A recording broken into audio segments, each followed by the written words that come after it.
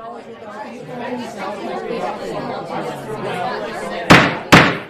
right, my lords, we shall begin.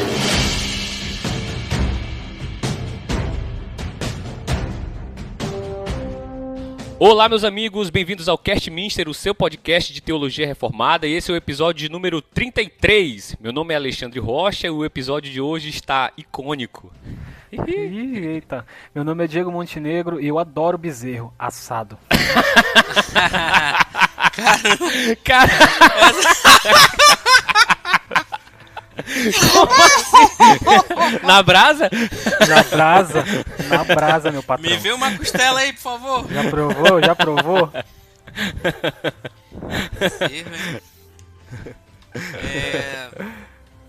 Bom dia, boa tarde, boa noite a todos. Eu sou o Renan. É um prazer estar de volta aí depois de um bom tempo. E quanto aos ídolos, aos ícones, que aqueles que os fazem se tornem semelhantes a eles. Ai, bicho, cara. Ao gado. Essa referência atualmente não é boa, né? Não é muito a palavra boa. foi sequestrada, né?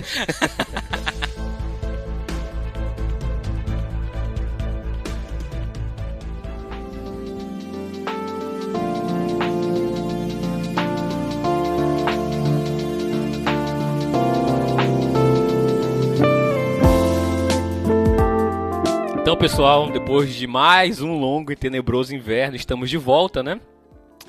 Não prometemos assiduidade, porque a gente já falhou miseravelmente nas nossas promessas, né? Mas enquanto tiver vida, há esperança. Então, no episódio de hoje, nós vamos tratar da pergunta de número 49 a 52, né?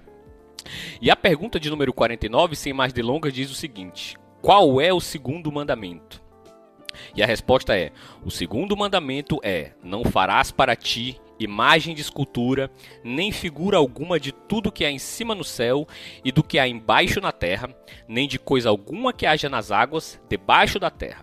Não as adorarás, nem lhes darás culto, porque eu sou o Senhor teu Deus, o Deus zeloso que vinga a iniquidade dos pais nos filhos até a terceira e quarta geração daqueles que me aborrecem, e que usa de misericórdia com milhares daqueles que me amam e que guardam os meus preceitos.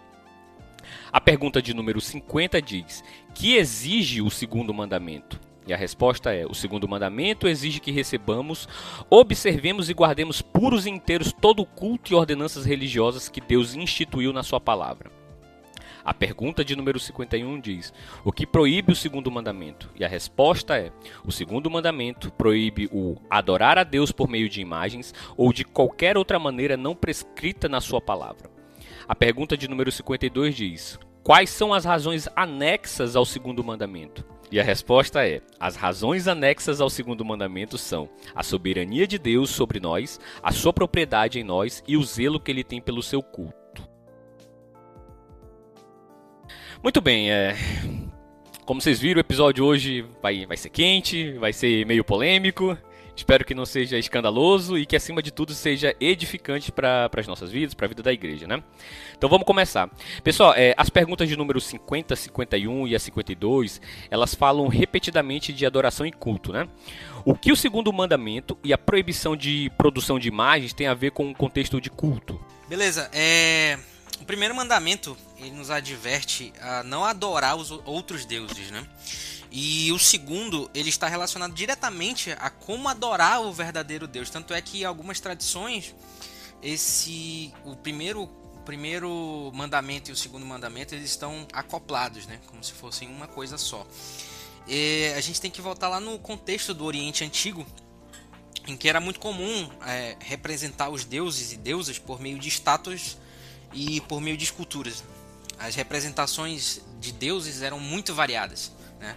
E então, assim, o normal era se fazer imagens de escultura para representar os deuses, colocar essas imagens dentro dos templos, né, para que eles fossem adorados. A imagem material, ela era entendida como se ela fosse animada, como se ela tivesse uma essência divina. Na verdade, pela essência divina, né? A essência divina animava essas imagens, e elas não simplesmente elas representavam esse Deus, mas elas manifestavam a presença desse Deus. Então, assim, não é que a imagem fosse o Deus em si, como um historiador da religião muito conhecido, Mircea Eliade, né, ou Mircea Eliade, não sei ao certo, ele fala que qualquer objeto da natureza ele pode se tornar a manifestação do sagrado, que ele chama de hierofanias, né? O Diego pode até falar mais sobre isso. Então, assim, qualquer coisa da criação poderia ser tomada e ser a representação, a manifestação de um Deus, né? Poderia encarnar, vamos dizer assim, essa manifestação, encarnar esse Deus. Logo, acreditava-se que a imagem ela podia se alimentar, ela podia beber água, ela podia ouvir música, ela cheirava o incenso, né, que os seus adoradores traziam. Então, o Deus ele era uma realidade encarnada na imagem. A imagem, por si só, como eu já falei, né, ela não era grande coisa. E é interessante a gente ver que em Deuteronômio 4, Deus ele deixa bem claro assim que a revelação dele foi por meio da voz, né? Foi por meio da sua palavra, e não foi por uma forma específica.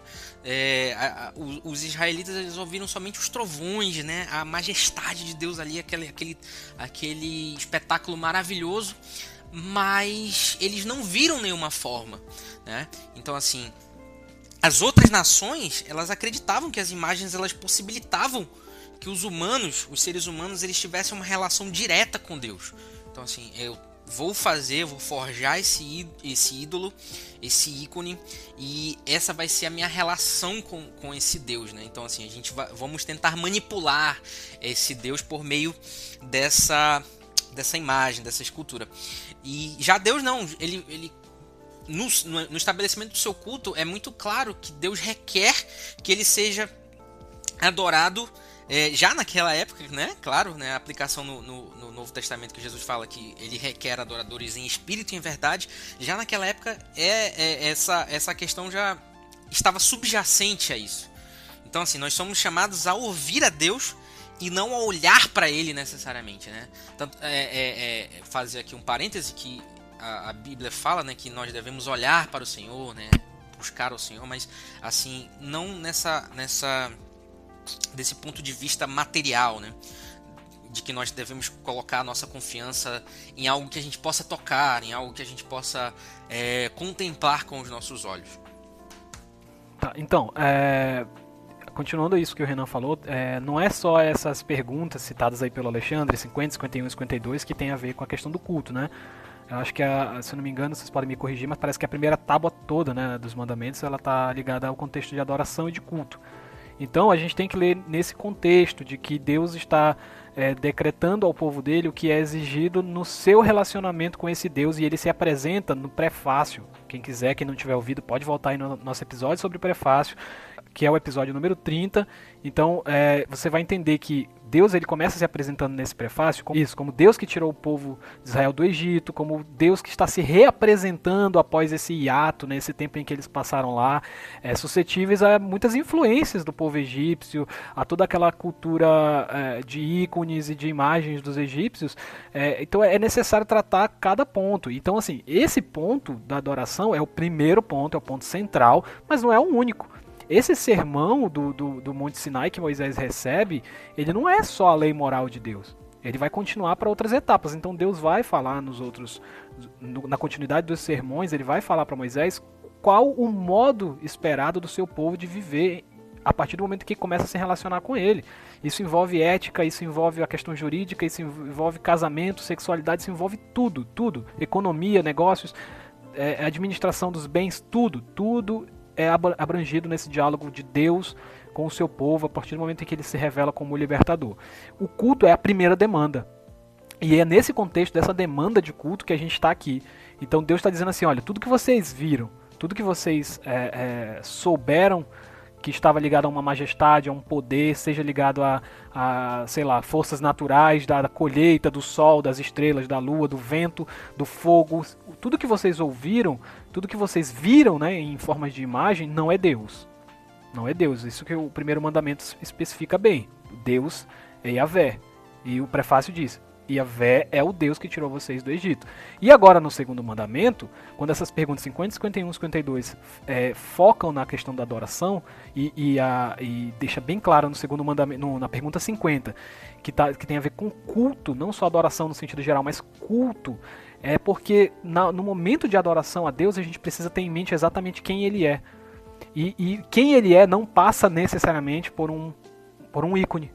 Ao contrário de alguns deuses que toda a forma de relação com esses deuses falsos tem literalmente, diretamente a ver com a sua imagem, Yahvé não. Yahvé coloca como a marca principal dele ser o libertador do povo, ser o salvador desse povo.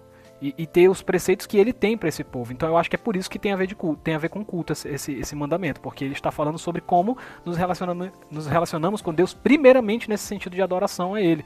E isso não passa, por isso que o mandamento exige não fazer imagens, porque o relacionamento com ele, que é o que ele está exigindo a partir daqui, de todo esse texto de Êxodo 20, o relacionamento do seu povo com ele não passa pela mediação de uma imagem. Essa que é a questão.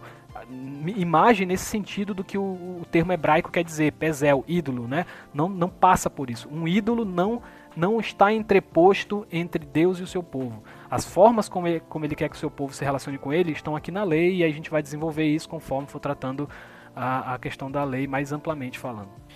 Pessoal, eu queria dar só um background a respeito dessa questão do segundo mandamento, né, que a Vida Nova lançou um livro, um comentário histórico-cultural do Antigo e do Novo Testamento, né, e no do Antigo Testamento ele traz uma nota assim, é uma nota um pouco longa, então peço um pouco de paciência da parte de vocês e atenção aqui para o que ele diz. Ele diz assim: o segundo mandamento estabelece a forma como Yahvé deve ser adorado, com a proibição de se fazer ídolos ou imagens dele, não de outros deuses. Essa possibilidade já foi descartada no mandamento anterior.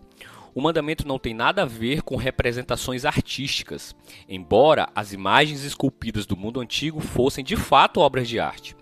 Essas imagens eram entalhadas na madeira, recobertas por lâminas de prata ou ouro, e então adornadas de ricas vestimentas. A proibição está mais relacionada ao uso das imagens e ao poder representado por elas. No Antigo Oriente Próximo, era através das imagens que as divindades se faziam presente de forma especial, a ponto de o ídolo de culto transformar-se no próprio Deus, quando Deus assim favorecia seus adoradores. Interessante que ele já até distou um pouco do que o Renan tinha mencionado. Embora essa não fosse a única forma dele se manifestar. Como resultado dessa ligação, feitiços, encantamentos e outros atos mágicos podiam ser executados diante da imagem a fim de ameaçar, intimidar ou obrigar a divindade a fazer algo. Percebam aí que é uma relação de controle da divindade, né? Um anseio por controlar, por dirigir a divindade. Por outro lado, alguns ritos relacionados à imagem tinham como objetivo ajudar ou cuidar da divindade. Olha só a visão que eles tinham a respeito da divindade, né? Assim, as imagens representavam uma visão de mundo e um conceito de divindade incompatível com a forma como Yahvé se revelara. O mandamento também proíbe que se faça imagem de qualquer coisa no céu, na terra ou embaixo da terra. Em contraste com o Egito, na Palestina não havia o costume de adorar animais, e nem deuses em forma de animais. No entanto, acreditava-se que certos animais, tais como o touro e o cavalo, representassem atributos da divindade e assim eram retratados artisticamente em esculturas colocadas no lugar da divindade. Uma questão interessante é assim, no Novo Testamento, lá em Colossenses, Paulo vai dizer que Cristo ele é a imagem do Deus invisível, né? E a palavra ali no grego é eikon, não sei como é que pronuncia, mas eu acho que é assim. A ideia é justamente essa de um ícone, de uma imagem, de uma esfinge, né? Então, assim, Jesus Cristo é a imagem, né, do Deus invisível ali, né? É uma imagem viva, né? Me parece, né? E há muito debate sobre isso, e aqui o nosso desejo não é esgotar esse debate, né? Inclusive, dentro da própria IPB, existem pessoas a favor e pessoas contra essa questão do uso até didático de imagens, né? Mas o ponto é que me parece que no Antigo Testamento a questão do uso de imagens para fins culticos era relacionado com a delimitação da divindade. Buscava-se dominar, buscava-se restringir, buscava-se controlar a divindade, né? Através dessas imagens, entendeu? Então Deus vai dizer assim, olha, eu não sou como essas imagens, eu não sou esse ser limitado, né? É interessante que no Antigo Testamento a gente vê muito diálogo e antítese do povo de Israel, né, do povo hebreu, com os povos da circunvizinhança, né? Ao mesmo tempo em que eles absorviam muito da cultura desses povos, né? Inclusive no texto bíblico a gente vê traços de verdade, né, desses povos e que ganha status de escritura no texto sagrado, mas ao mesmo tempo a gente vê uma relação de antítese, né, em relação aos povos pagãos, né? Então, em relação a essa questão de cultos de imagem, né, o Senhor vai dizer assim, olha, eu não sou como esses deuses, né? Eu não sou um Deus que você pode manipular. Eu não sou um Deus que você pode fazer uma mandinga e você pode controlar a minha vontade. O Deus do Antigo Testamento e do Novo Testamento, ele é um Deus indomável. Ele é um Deus que não está sujeito às nossas vontades, às nossas práticas, né? Ele é um Deus que ele é soberano, ele é um Deus que está acima de tudo, é um Deus que está acima de todos, né? É o Deus verdadeiro, um Deus que é diferente de tudo o que o povo já tinha visto ao seu redor, né? Nada pode contê-lo. Então, assim, isso é só para dar um background a respeito da questão do mandamento. E é interessante também notar que assim, o texto não fala simplesmente de fazer imagens da divindade, né? Ele fala também de não fazer imagem de nada na terra ou embaixo da terra, né? Se você prestar atenção, porque essa parte parece que muitas vezes nos escapa, né? Então, assim, se de repente se eu fizesse qualquer desenho, sei lá, de um jacaré, eu simplesmente fizesse um desenho de um jacaré, eu estaria adorando esse bicho, só porque eu meramente o desenhei, né? Mas agora, o problema é que quando eu uso essa iconografia, digamos assim, né? Essa peça artística para fins de adoração, e eu digo assim, ó, isso aqui representa o que é Deus de fato. Então esse me parece ser o problema, né? Claro, eu não estou aqui dizendo, como eu disse, esse é um ponto que há muita divergência, né? Principalmente nas igrejas evangélicas, muito também por causa da influência católica. A gente percebe que é um certo ranço, né, evangélico em relação à questão de ícones, mesmo que seja meramente de forma didática ou de representação, né?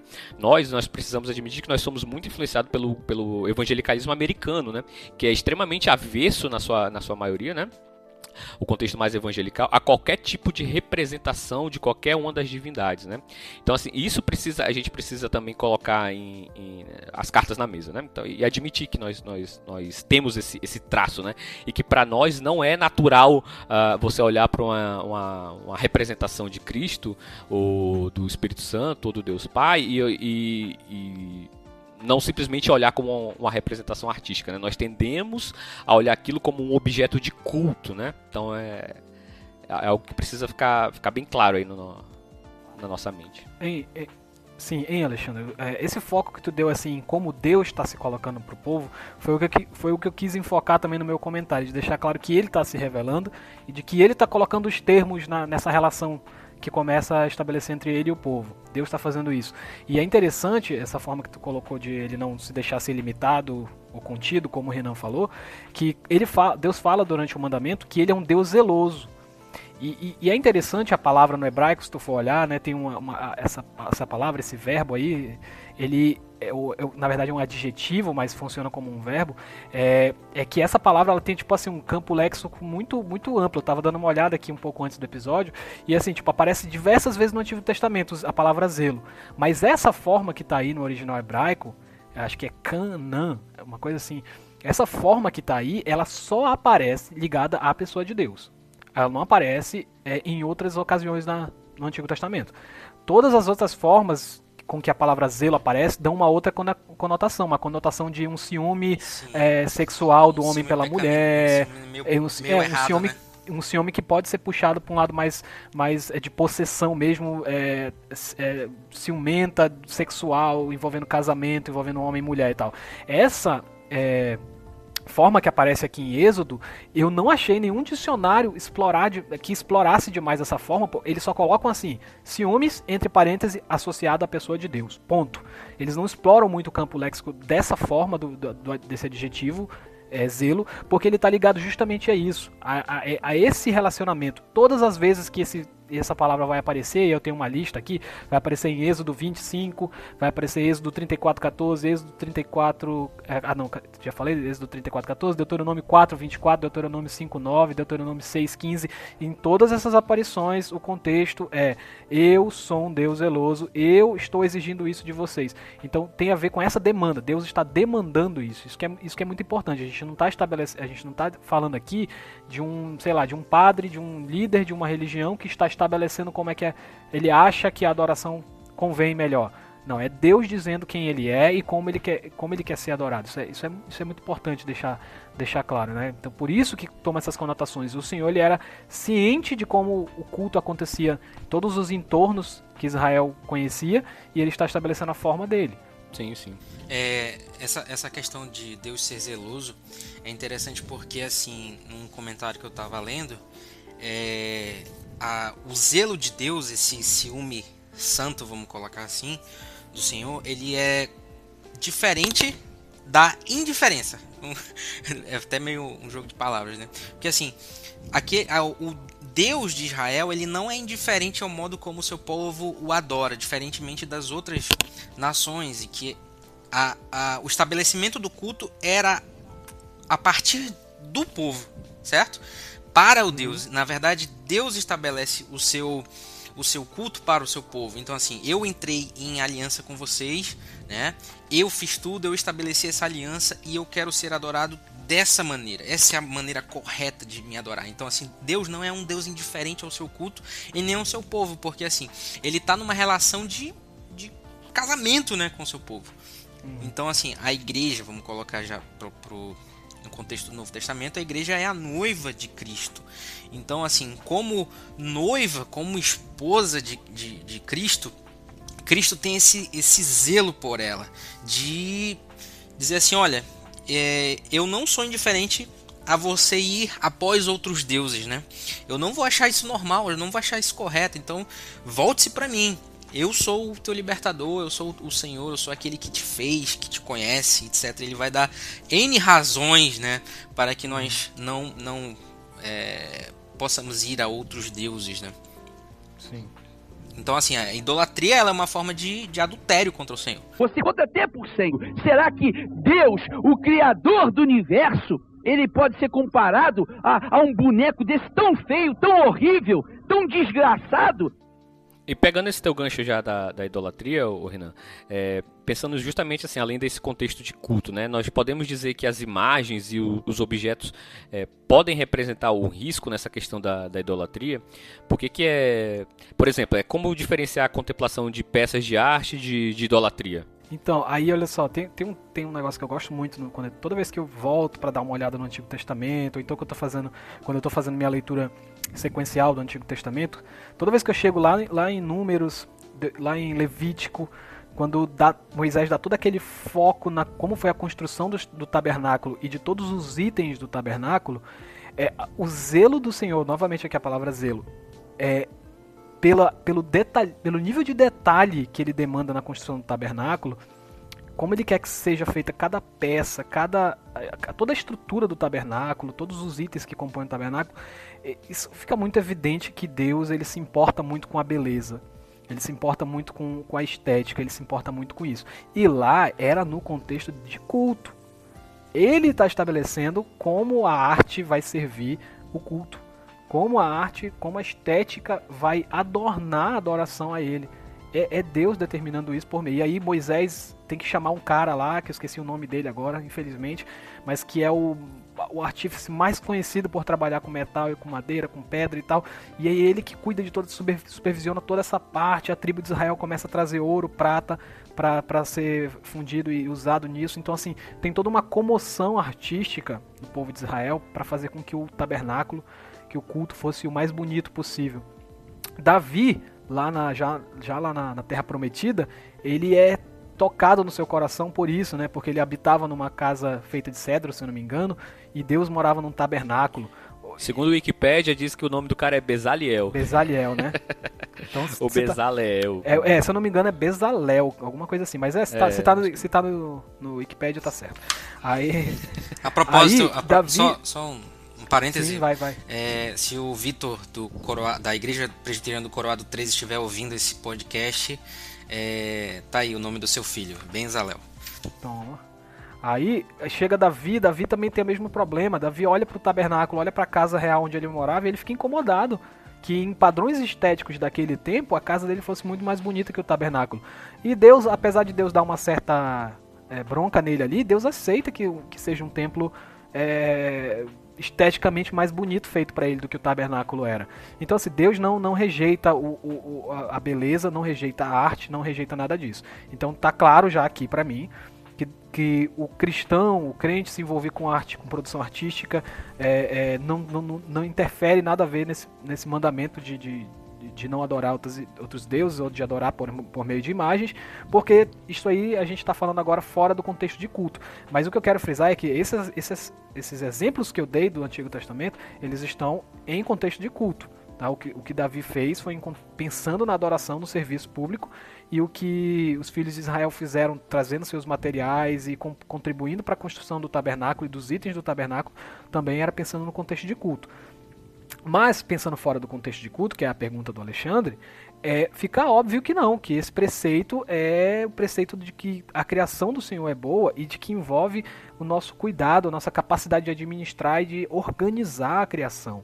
A nossa capacidade de pegar a criação num estado onde ela está ali solta, natural e trabalhar isso de uma forma melhor. O Senhor colocou em nós a habilidade de fazer isso. Aquilo que vai falar lá em Tiago, né, que todo dom perfeito, ele vem do Pai das Luzes. Não há sombra de variação nisso. Não existe a arte boa e a arte má em si.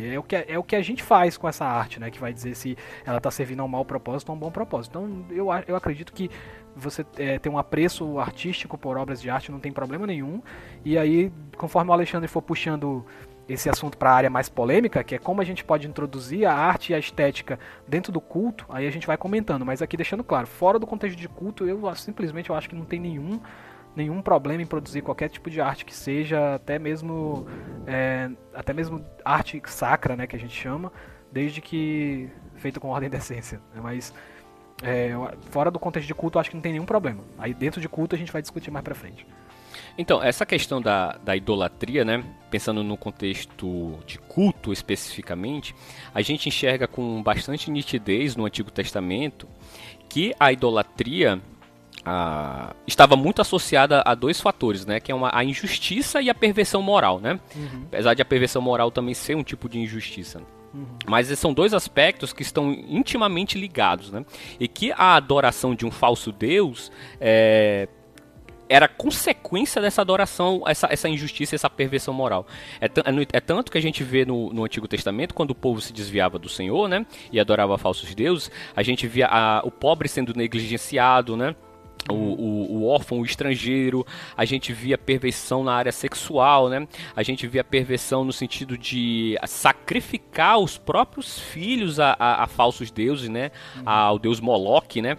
Nós vemos então assim como uma falsa concepção a respeito de quem Deus diretamente afetava a maneira como o povo se portava diante desse Deus, né? Então, assim, sempre que o povo adorava uma falsa divindade, isso tinha repercussões na vida prática deles, que era injustiça e perversão moral, né? Então, é muito nítido isso, é muito nítido. É tanto que vários profetas se levantam, né, para falar contra isso, né?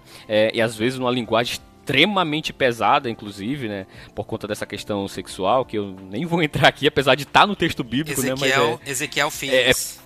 Pesadíssimo, se você for ver ali, é um negócio assim que... Totalmente politicamente incorreto. Até pra nós ocidentais, é um negócio assim que é extremamente desconfortável de ler, né? Mas tá lá, o profeta quer chocar mesmo, ele quer dar o peso necessário pro povo pensar, olha, vocês estão adorando um falso Deus, vocês se desviaram do Deus verdadeiro, entendeu? Ei, Alexandre? Pode falar. É engraçado que tu falou assim, o profeta que ele queria chocar mesmo, né? Uhum. E é interessante que os profetas eles utilizavam algumas figuras, algumas, como eu posso dizer, alguns elementos para significar qual era o pecado do povo, né? Não era só uma questão do profeta chegar lá e falar assim, vocês estão fazendo isso, isso, isso. Não, por exemplo, Oséias, né? Ele vai lá e se casa com uma mulher, com uma prostituta, né? Então isso é um símbolo que está apontando para o pecado do povo. Então o profeta ele age mais ou menos como um artista moderno, né? O artista pós-moderno, na verdade, ele quer chocar a sociedade, ele quer chocar e quer quebrar os padrões, etc. Então assim, é interessante ver nesse contexto que a gente está falando de arte, que assim, do que tu falou da injustiça, quando o povo se desvia e vai e comete a idolatria, cai na idolatria, e isso reflete-se na sociedade. É interessante que o Huckmaker ele vai falar assim que a arte ela representa a realidade, ela tem que representar a realidade. Então assim, no momento em que você está fabricando ídolos, você está fazendo arte, né? Um artífice, então o artífice está fazendo sua arte, está criando arte. Aquele cara que está fazendo o ídolo, ele é um artista, né? E ele está representando a sua realidade, que é uma realidade de injustiça, uma realidade de pecado, que é completamente simbolizada naquele ídolo. Sim. E é interessante, por exemplo, tem um irmão da nossa denominação, que é bem famoso aí, tem uma expressão nacional. Ele falou uma expressão que eu achei muito interessante, né? Nos protestos que eles fazem, denunciando, né, a corrupção, protestos em favor do povo, né, dos mais pobres, ele usou uma palavra que eu achei muito interessante, cara. Ele falou que aquilo era uma espécie de uma profecia encenada, né? Tipo, profecia não no sentido de prever o futuro, né, mas de denunciar os pecados da sua época, né? E, cara, a gente vê no Antigo Testamento que tem muito isso, né, de profecias encenadas, né? Eu acho que quem era? Era Ezequiel, Isaías, que ficou pelado também, andando pelado um tempo aí. Foi um dos profetas, né? Me fugiu agora a memória, que andou peladão como uma forma de alertar o povo dos seus pecados, né? Você falou aí de Oséias também, né? Que é uma outra profecia encenada, né? Para mostrar para o povo a corrupção do povo de Deus, né? Então é muito interessante, né? Um ponto que o Diego levantou a respeito da arte, cara, eu acho que a gente tem que partir de um princípio, de que a arte, ela por si só, ela é boa ou ela é má? Eu entendo que ela é boa porque ela é parte da boa criação de Deus, entendeu? Ela é um dom que Deus concede aos homens, né? Se eu parto do princípio de que a arte é má em si mesma, eu estou dizendo que uma parte da boa criação do Senhor não é boa. Então, assim, é um problema, um problema, né? Isso é um traço até de gnosticismo, né? Então, assim, a arte ela é boa porque ela foi dada por Deus. O Senhor Deus deu aos homens o talento de produzir arte, né? Então, assim, se existe uma arte má, se existe uma arte que deturpa o ser de Deus, o caráter de Deus, a beleza de Deus, isso não significa que a arte por si só seja má. Isso significa que isso é uma deturpação da boa arte de Deus. Porque se existe uma arte má, só existe uma arte má porque existe uma boa arte. Então, assim, a arte expressa algo do caráter de Deus, da beleza de Deus, do ser de Deus, entendeu? E ela deve apontar para isso, né? O problema é por causa do pecado, né? Esse desvio direcional que nos faz, de fato, colocar, às vezes, a arte como um fim em si mesma, né? Dizer assim, não, isso aqui é Deus e acabou, entendeu? E aí, como o Renan falou, você se torna mudo, como não tem pé, mas não anda, tem olho, mas não vê, tem nariz, mas não cheira, né? Esse que é o problema. Alexandre, e tem como você falou que a arte é a produção e reflete a realidade de cada sociedade, é interessante que toda a argumentação do apóstolo Paulo lidando com as igrejas gentílicas era de converter os israelitas, não necessariamente para serem judeus, né? Mas para se converter em dois pontos que era muito importante para a vida judaica, que era a moralidade sexual e a questão da idolatria. Esses dois pontos assim, são centrais em todas as cartas de Paulo, principalmente nas pastorais, se você for ler, ele está sempre advertindo. Convertam-se dos ídolos, ou já agradecendo a Deus pela conversão dos ídolos, das pessoas, dos seus ídolos para Jesus, ou então comemorando que aquelas pessoas não fazem mais parte da lascívia sexual que é comum de tal povo, seja em Filipos, Colossos, etc. E o interessante é que alguma coisa precisa preencher esse buraco, porque essas pessoas viviam em comunidades que, cara, era repletas de representações de deuses, a vida pública e cultural era muito encenada, muito palpável, né, por meio de imagens, de pinturas, de gravuras, templos que eles visitavam, prédios públicos que representavam coisas. Como é que o cristianismo vai preencher tudo isso? E se a gente for pegar a argumentação de algumas correntes teológicas posteriores, esses cristãos iriam viver no vácuo, né? E parece que não, parece que o apóstolo Paulo está preocupado em colocar Jesus para ocupar todos esses espaços. Jesus como sendo a representação do templo verdadeiro de Israel, não o templo físico que ficou para trás, mas do templo onde todas as coisas vão convergir, né? Todas as coisas convergem nele, né? Tudo foi feito por ele, né? Para ele e tal. Então assim, o apóstolo Paulo tem essa preocupação de moldar o imaginário desses povos para que a mente deles fossem convertidas dos ídolos e da imoralidade sexual para Cristo. E não é surpresa se a gente for ver que as primeiras representações de Cristo, os primeiros ícones e imagens de Jesus datam dos primeiros séculos, assim, não é uma questão medieval como muita gente pontua, né? Na igreja medieval a igreja passou a adorar imagens. Não é tão simples assim, não. Você vai encontrar pinturas, você vai encontrar gravuras e outras coisas dos primeiros séculos, ou seja, mas não é porque eles queriam adorar e não é porque eles tinham templos e essas coisas estavam expostas lá no templo para o culto. Era porque eles precisavam preencher todo o imaginário de como a mente deles funcionava. E se Cristo agora de repente é o centro de todo esse imaginário, se Cristo é o templo, se Cristo é o Kyrios, se Cristo é o Messias, se Cristo é o rei, não César, mas Cristo é o rei, cara, a igreja vai buscar se apegar a essa imagem, não tem como. E para aquelas pessoas do primeiro século isso era muito, muito, muito importante. Sim. Pessoal, atenção para isso. Eu quero pontuar uma questão aqui, que a gente vai fugir um pouco da pauta e a gente vai trazer um pouco mais para o nosso contexto aqui nacional mesmo, uma questão mais BR. Vocês sabem que nós somos presbiterianos, né? E talvez a maioria de vocês que nos ouvem é da igreja presbiteriana, né? E já teve, e volta e meia surge um debate na igreja presbiteriana em relação ao uso de ilustrações a respeito das pessoas da Trindade, né? Isso já deu muito pano para manga, já teve muito quebra-pau. Mas assim, em 2014, teve o Supremo Concílio de 2014, né?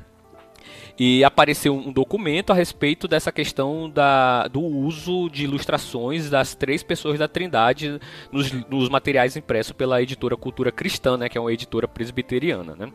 E aí foi deliberado na época, isso eu acho que, se não me engano, foi a última vez em que esse assunto entrou em pauta, né, no Supremo Concílio agora de 2018, que foi o último, se não me falha a memória.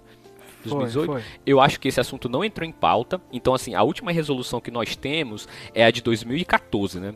E no documento 24, ela diz assim: quanto ao documento 70, ou seja, que era a proposta visando a proibição de ilustração que aludam às pessoas da Trindade nos materiais impressos da editora Cultura Cristã, aí o documento diz: considerando, primeiro, que o uso das supracitadas ilustrações não viola em nada o segundo mandamento mencionado. Segundo, que há falta de dados estatísticos e provas cabais que possam corroborar com as afirmações do sínodo proponente, ou seja, eu acho que o sínodo que propôs essa proibição, né, eles deviam estar alegando alguma coisa que não foi comprovada através de provas. Em terceiro, que as revistas publicadas pela Casa Editora Presbiteriana não ferem princípios bíblicos, mas procura pedagogicamente corroborar com o aprendizado. Em quarto lugar, que as ilustrações não visam levar, atenção para isso, não visam levar ninguém ou nada à adoração, e o caráter é tão somente ilustrativo, pois caso a ilustração servisse à adoração, seria muito perigosa. O Supremo Concílio da Igreja Presbiteriana 2014 resolve, então, tomar conhecimento, não atender ao pedido de proibição das impressões de ilustrações nas revistas publicadas pela Casa Editora Presbiteriana. Então, assim, vocês que nos ouvem, né, que são da nossa denominação, fiquem tranquilos quanto a isso, ao uso de ilustrações das pessoas da Trindade com mero desejo pedagógico, né, com um fim pedagógico, né, que não para adoração, para prostrar-se, para dirigir orações, né, mas com fins meramente pedagógicos, né. Claro, Sempre vai ter pessoas que vão discordar, sempre vai ter pessoas que não concordam, né? Que acham que a denominação está se desviando, que a denominação está negando os seus símbolos de fé. Bom, isso é outra discussão, mas fato é que a nossa denominação não é contra a confecção, né, a ilustração das pessoas da Trindade com fins pedagógicos, com fins de ensino, não é? Então, assim, que fique bem claro, tá? Que fique bem claro que essa é a posição atual da Igreja Presbiteriana do Brasil. Pode ser que essa decisão mude? Pode, porque é uma instituição, né? Apesar de ser divina no sentido de estar debaixo da graça de Deus, né? Mas é uma instituição humana e é falível, né? Então, assim, discordar, isso aí está aberto, né? Nós não obrigamos as pessoas a isso, mas assim, é o que está na nossa Constituição hoje, é o que está no nosso Supremo Concílio, é isso que está em vigor no momento, né? Então, assim, só para fins de conhecimento, né? Porque acho que muita gente nem conhece dessa... E você acha isso aí fácil na internet, viu? Só é jogar lá Supremo Concílio 2014, documento 24 e vai aparecer lá, ok? Aí, só para finalizar, antes de prosseguir, acho que o Renan vai querer falar alguma coisa. A gente não pode, quando estiver falando de arte, de produção, de ilustração, de tudo que o Alexandre acabou de falar, desassociar o mandamento da linguagem original, da língua original, do idioma original. Por quê? Porque é muito fácil você pegar, por exemplo, o segundo mandamento proíbe a feitura, a produção de imagem, ou seja, você pegar essa palavra do português e aplicar para essas ilustrações, aplicar para produção artística, para de repente um ícone que você vai fazer a capa. Eu sou um músico cristão e eu vou fazer um disco que é todo focado em Jesus e eu não posso fazer a representação dele na cruz e tal. É muito fácil você pegar essa imagem, essa palavra imagem do português e aplicar. Mas quando você vai ao hebraico, a gente já falou aqui, voltamos a mencionar. A palavra que está lá como imagem é ídolo. Ela significa ídolo. Então, está muito mais associado ao que se faz perante a imagem, que é adorar o ídolo, e o que ele representa, que é uma falsa pretensão de ser Deus, do que necessariamente só a representação visual. Então, só para finalizar meu último comentário. Entendi. Então, assim, só para fazer um disclaimer, a gente também não está dizendo aqui que quem é contra, em qualquer situação, né, está pecando, né? Nós não estamos obrigando as pessoas assim, não. Então chega lá na tua igreja, fala com o teu pastor e diz assim, não, pastor, agora a gente vai colocar um ícone ali, a gente vai colocar uma imagem ali das pessoas da Trindade e tal, porque não é pecado, Gente, existe muita discussão ainda sobre isso, entendeu? Existem pessoas que têm uma sensibilidade maior em relação a isso e que por conta, até mesmo, as pessoas podem até dizer assim, não é bíblico e tal, não sei o quê. Mas a gente percebe que por conta de um anticatolicismo, né, que continua esse traço assim, de não querer nada que lembre catolicismo, né? Mas é bom deixar bem claro que existem denominações genuinamente evangélicas, reformadas inclusive, e que fazem uso de ícones para fins meramente artísticos, né? Fins meramente pedagógicos, né? Então, assim, sejamos sensatos, né? Tenhamos bom senso, né? Nem muito ao céu, nem muito à terra. Então, assim, não sou contra quem... Se você é contra a ilustrações em qualquer instância, ok, tudo bem. Vai em paz, né? Eu sou contra. Então, pronto. Vai em paz em nome de Jesus. E se você é a favor, mas você está numa comunidade que não é aberta a isso, cara... Usa na tua casa, entendeu? Faz pra você mesmo. Mas não fica brigando por causa disso, cara. Não fica em pé de guerra com teus pastores, com os teus líderes por causa disso. Porque, cara, não vai chegar a lugar nenhum. E você só vai gerar um estresse que não vale a pena, bicho. Não vale a pena, entendeu? Então, assim... E nem é um assunto de primeira grandeza para ser discutido. Exato. Ninguém vai ser salvo ou deixar de ser salvo por causa disso. Isso. Uma vez que a gente não tá mais falando do contexto do culto, eu acho que perde toda a relevância o debate. No culto, sim, eu acho que é importante. Como é que é? A gente pode ou não se prostrar diante de uma imagem de Cristo crucificado? Opa, peraí, vamos devagar. É isso que eu quis Agora, dizer. envolvendo o culto, a parada fica mais séria. Mas falando fora do contexto do culto, meu irmão, se a igreja, se a Constituição da igreja está dizendo, se o Supremo Conselho está dizendo que não quebra o mandamento, vai lá, fica tranquilo. Não faça guerra por causa disso. Sim. Você até me lembrou, cara, tipo assim, tem irmãos que são mais radicais nesse sentido, que é tipo assim, até os filmes que retratam Jesus estariam pecando, entendeu? Assim, eu acho uma visão muito estreita e muito, enfim, é minha opinião, né? Não é a posição da IPB, né? Eu não estou falando em nome da IPB, nem da fé reformada como um todo, né? Mas é a minha opinião. É uma visão muito estreita a respeito do que significa imagem, né? Ou de adoração de imagens, né? Então, assim, eu não tenho problema nenhum de assistir o filme do Mel Gibson.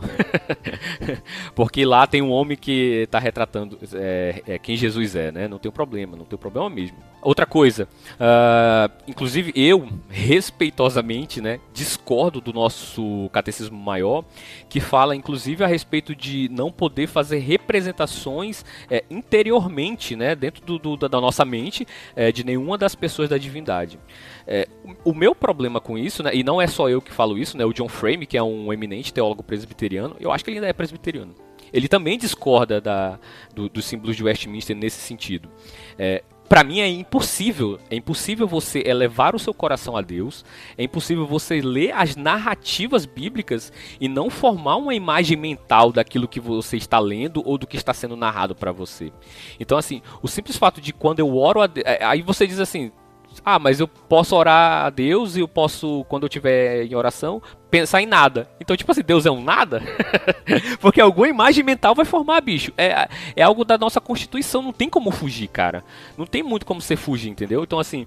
Fala o exemplo da pomba que eu te falei aí, Alex. Pois é, o exemplo do Espírito Santo lá no batismo de Jesus, né? Quando desce o Espírito Santo em forma de um pássaro, de uma pomba, né? Automaticamente você forma uma imagem mental da pessoa do Espírito Santo, bicho. Não tem como a gente fugir disso, cara. Não tem como a gente fugir. Isso quer dizer que agora tá pensando. Quem tá ouvindo agora tá pensando. Tá pensando, então tá pecando? Tem jeito. Então, tipo assim, é muito complicado, né? Agora, assim, o problema é a adoração, de fato, né? O prostrar-se até interiormente em relação a isso. Talvez, né? Eu não sou um especialista na história da confissão, mas talvez isso seja um traço realmente de um catolicismo, de um cristianismo da época em que estava realmente muito corrompido e muito supersticioso nessa época. Talvez seja um retrato disso, né? E aí os reformadores reagem, né? Talvez de forma excessiva a esses excessos que havia naquela época, né? Então talvez essa parte do catecismo maior seja uma reação excessiva de um excesso. Contra um excesso. Exatamente, contra um excesso, exatamente. Alexandre, eu estava falando em off com o Renan aqui, né? Que eu quero fazer uma aplicação do que um reformado falava sobre um outro assunto para esse nosso tema da questão de adoração e de imagens e tal. O François Torrentini, ele tem um capítulo naquela obra enorme dele sobre o calendário litúrgico. De teologia apologética, né? Isso. Aí como eu estava estudando recentemente sobre calendário litúrgico, sobre o que alguns reformados pensam sobre isso, eu caí lá para estudar sobre esse capítulo. E eu li o capítulo inteiro dele que fala sobre isso, que é um enorme capítulo. E lá ele fala o seguinte, basicamente, vou resumir em 2 pontos, porque o tema não é calendário litúrgico, né? Ele acha que o calendário litúrgico não é mal em si mesmo, e que ele pode ser... Vai ter episódio sobre isso, hein, pessoal? Vai ter episódio sobre isso. Então ele acha que o calendário litúrgico não é ruim em si mesmo, não é uma tradição ruim, e que ele pode ser usado para o bem da igreja. Esse é o primeiro ponto. Segundo ponto dele é o seguinte, que por ainda a reforma estar num estágio de desassociação das superstições romanistas, Torrentini, recomendava não utilizar os termos de dias de festa, os termos de dias sagrados, toda essa terminologia, porque na mente dele as pessoas ainda tinham sua mentalidade muito associada ao catolicismo romano. Então, como um processo de vencer as superstições, ele pregou essa abstinência ou esse abandono. Mas em nenhum momento ele critica a prática em si. E pelo contrário, você vai ver em outros contextos próximos ali, você vai ter o Sínodo de Dort recomendando essa prática no calendário litúrgico. Então, assim, pra gente ver que a reforma ela foi um momento da igreja, a reforma não é um ideal fixo, cristalizado na história, ela é um momento da igreja, a gente tem que interpretá-lo. Que interage com aquele momento, né? Claro, e que é progressivo. O tema da reforma é que a reforma precisa continuar acontecendo na igreja. Então, assim, como eu estava falando com o Renan, uma vez que a nossa Constituição tá aí, não está proibindo a ilustração didática e tal, fica a contexto de cada comunidade. Você, pastor, você, líder, você que faz parte do conselho de uma igreja, você lida com uma igreja que ainda tem muitos problemas? Você lida com uma igreja, sei lá, no interior do Nordeste, onde a mentalidade é toda católica? Lógico, então não vá fazer um negócio desse. Não vá querer fazer um vitral na tua igreja ou estátuas na igreja e tal. Você está lidando com pessoas que ainda estão em um processo de desassociação. Mas você vai estar em outros contextos, como por exemplo lá na Holanda, como por exemplo na Suíça, onde ninguém tem problema com isso. As igrejas protestantes todas têm vitral, todas têm ícone. Por quê? Porque a mentalidade do povo passou por esse processo de desassociação das superstições. Um reformado lá em alguns países, Bélgica, na Dinamarca, um reformado numa igreja reformada bíblica da Dinamarca, ele não vai se prostrar diante de uma estátua, nem de um santo, nem de Calvino. Ele não vai se prostrar, porque ele tem a mentalidade dele pronta para isso. Agora, se na sua comunidade essa mentalidade não está pronta, se o desenvolvimento dessa desassociação às superstições romanas não está pronto, não force isso daí. Esse é um bom princípio também. Perfeito. Devemos lembrar que o excesso não proíbe o uso, né? O excesso de algo não deve proibir o uso de algo legítimo, né? Então, assim, fica a dica aí do dia que foi bem pontuado, bem pontuado. Você conta até por cem. Será que Deus, o Criador do universo, ele pode ser comparado a um boneco desse tão feio, tão horrível, tão desgraçado? Então, pessoal, partindo para o final do nosso podcast, vamos finalizar aqui com mais uma última pergunta, né? Quando o breve catecismo fala das razões anexas, né, envolvendo a soberania divina, o que isso tem a ver com a nossa vida prática, né? Essa questão do culto tem alguma relevância na esfera prática de vida no dia a dia? Então, de certa forma a gente já tocou nesse assunto quando a gente falou sobre como a gente vai interagir com a cultura, com a arte e etc. Primeiramente falando para cristãos que estão diretamente envolvidos na produção de alguma arte, de alguma coisa envolvendo cultura, esse mandamento ele não deve te desanimar quanto à vontade de tratar sobre a temática da fé na arte, né?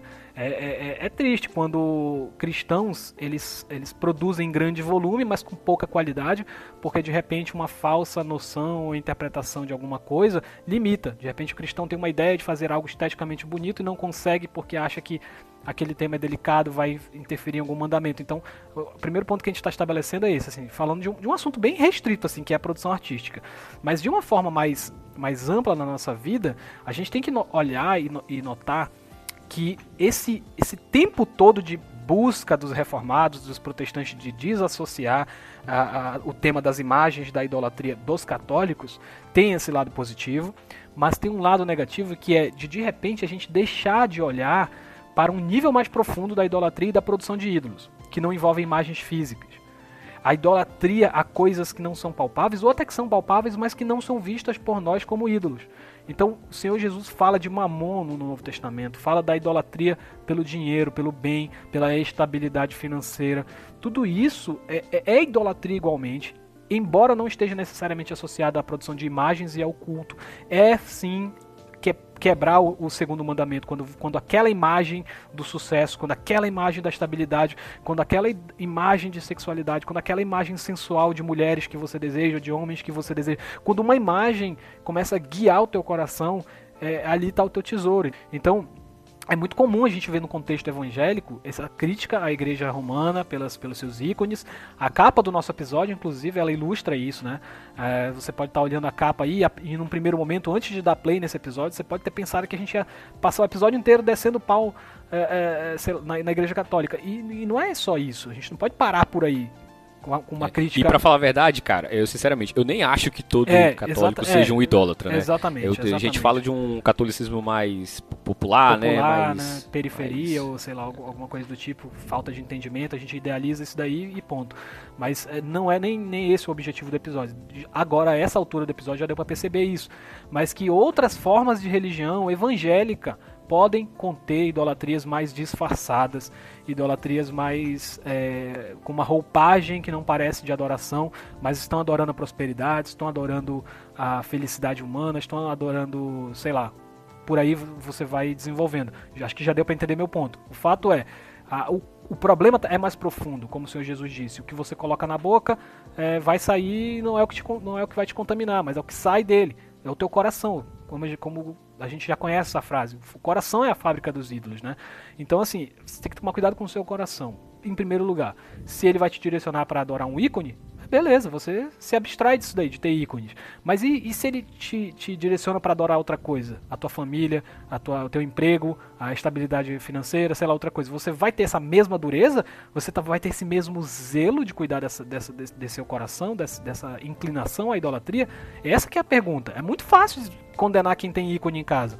É muito fácil condenar esse tipo de coisa, né? O nosso pastor conta uma história, pastor Jaime conta uma história de que quando ele era recém-convertido, ele tinha um santinho dentro da igreja, da Bíblia dele, que marcava a página.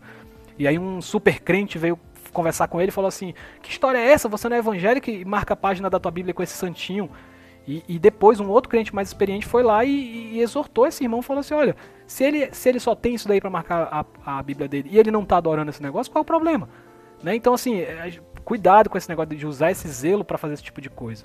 Cuidado com o que a gente faz em nome desse suposto zelo, né? A gente deve tomar mais cuidado e direcionar esse zelo para o nosso próprio coração, ao invés de estar fiscalizando esse tipo de coisa que não diz respeito à nossa própria vida, né? A gente mantém ídolos escondidos no coração e a gente tem que estar fazendo sempre esse inventário e combatendo isso daí, porque é muito mais difícil do que estar condenando a adoração romana, ou etc, etc, etc. Esse zelo, inclusive, cara, pode esconder um ídolo, né? Que é o desejo de estar o tempo todo corrigindo alguém, né? De dizer assim, olha como eu sou inteligente, eu corrijo as pessoas. Então, assim, existe isso, né? Uhum. Por exemplo, o ídolo do zelo, né? Sim, por exemplo, o apóstolo Paulo, né? Ele justifica... O zelo dele era a justificativa dele para matar os cristãos, né? Então, assim, de alguma forma ele estava direcionando mal esse zelo que ele tinha pelo judaísmo, pela glória de Israel, né? Sem dúvida. Sim, sim. Isso que o Diego está falando tem muita ressonância com Ezequiel 14, né? Eu estou aberto aqui em Ezequiel 14, o versículo 3, quem quiser acompanhar, é interessante, né? Ele diz assim: filho do homem, estes homens levantaram os seus ídolos. Aí diz onde? Ó, dentro do seu coração, tropeço para a iniquidade que sempre tem eles diante de si. Acaso permitirei que eles me interroguem? Então, muito interessante, né? Uma idolatria muito mais perigosa, muito mais sutil é a idolatria do coração, né? Uhum. E isso a gente deve estar atento, né? A gente tem que primeiro pensar nos nossos ídolos, né? Como a célebre frase do João Calvino, né? Que o coração humano é uma fábrica de ídolos, né? Uhum. E é verdade, né? Quanto a essa questão prática, eu volto ao texto bíblico de Êxodo, capítulo 20, do versículo 5 e 6, já do 5 a partir da parte final, que fala assim que o Senhor ele visita a iniquidade dos pais nos filhos até a 3ª e 4ª geração daqueles que o aborrecem, e ele faz misericórdia até 1000 gerações daqueles que o amam e guardam os seus mandamentos. Então, assim, o texto afetava o grupo social, né? Então, assim, o pecado dos pais ele influenciava diretamente na vida dos filhos, e atualmente não é diferente. Então, assim, quando nós nos prostramos aos ídolos, quando nós deixamos os ídolos dominarem o nosso coração, isso afeta as nossas famílias, isso afeta as nossas esposas, os nossos filhos, os nossos pais, amigos, etc. Não necessariamente isso vai afetar a nossa nação como um todo, mas nas nossas relações sociais, na nossa igreja, quando nós deixamos de olhar e ouvir a voz do Senhor e nós nos prostramos perante os ídolos, isso vai fazer diferença na nossa vida. Isso vai nos afastar do Senhor, isso vai trazer destruição sobre as nossas vidas. Então, quando nós abandonamos os ídolos do lar, os ídolos do trabalho, os ídolos de qualquer área da nossa vida, o Senhor ele faz misericórdia sobre as nossas vidas, ele exerce misericórdia, ele derrama graça sobre a nossa vida. Então, assim, quando nós o adoramos em espírito e em verdade, ele faz misericórdia até 1000 gerações. Então, assim, assim como se você desobedece o Senhor, ele executa juízo sobre a sua vida, e também, digamos assim, por tabela, afeta todas aquelas pessoas que estão próximas a você, a bênção do Senhor, ela também vai alcançar você e a sua família e as gerações que virão após você. Amém. Eu queria só finalizar a minha fala nesse episódio lembrando o seguinte, né? O Senhor Deus nos fez, né? Fez o homem à sua imagem e semelhança, né? A sua imagem e semelhança os criou, né? No entanto, por causa do pecado, né? a imagem e semelhança de Deus, o homem, ainda que preservada, está manchada pelo pecado, né? Nós somos como o Renan mencionou num episódio, né? Nós somos uma ruína gloriosa, né? Nós estamos agora envoltos em pecado, né? E manchados em todo o nosso ser pela queda, né? Então não há uma parte do nosso ser que não foi manchada pelo pecado, né? E por causa disso nós tendemos a construir ídolos dentro do nosso coração, né? Mas a Bíblia também diz, né? O apóstolo Paulo vai dizer que o Senhor Jesus Cristo, ele é a imagem do Deus invisível, né? Então assim, precisou vir um homem perfeito, né? A imagem de Deus, perfeito e sem pecado, né? Para livrar a nós, homens que também criados à imagem de Deus, mas pecadores, né? Para ser livres do pecado. Então o Senhor Jesus Cristo vem, a imagem perfeita, né? A imagem do Deus invisível, para resgatar pecadores, né? Como nós, né? E para nos livrar dos nossos ídolos, da nossa idolatria. Então a nossa oração, que a nossa oração seja: Senhor, sonda o meu coração, livra-me dos ídolos que eu tenho, livra-me do ídolo de ser amado, do ídolo de ser reconhecido pelo que eu faço, do ídolo da minha inteligência, do ídolo do meu zelo, livra-me do ídolo do meu posicionamento político, Senhor, livra-me do ídolo do sexo, livra-me do ídolo da imoralidade, livra-me do ídolo do consumismo, livra, Senhor, do ego, livra-me. Essa deve ser a nossa oração, né? Então assim, eu termino com essas palavras, né? Rogo que o Senhor abençoe a todos e um abraço.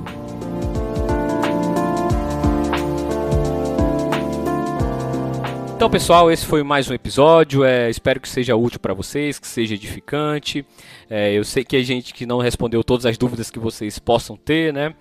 Mas espero que tenha sido edificante para a vida de vocês. Sigam nas nossas redes sociais, Facebook, Instagram, né? Eu acho que a gente ainda deve estar pelo Twitter. E talvez até pelo YouTube da vida.